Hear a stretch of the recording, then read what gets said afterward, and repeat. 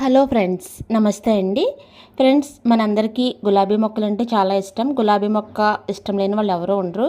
దీన్ని పెంచుకోవడానికి అయితే నానా అవస్థలు పడుతూ ఉంటామండి. ఎన్నో ఫెర్టిలైజర్స్ ఇస్తూ ఉంటాం, పెస్టిసైడ్స్ అయితే ఇస్తూ ఉంటాం.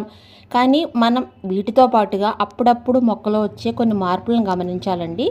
అదేంటంటే 7 ఆకులు, 7 లీవ్స్.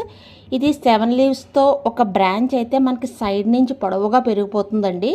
అది ఎలా గుర్తుపట్టాలంటే, మన మొక్క మట్టి పై భాగాన్ని మనకి మెయిన్ బ్రాంచ్ ఉంటుంది కదండి, అది పైకి వెళ్తుంది.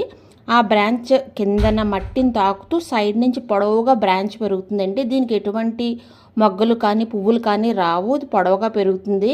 ఇది పెరగడమే కాకుండా మనకి మెయిన్ మొక్కను కూడా ఎదగనివ్వదండి. మనం ఇలా వదిలేస్తే మొక్క అయితే చనిపోతుంది.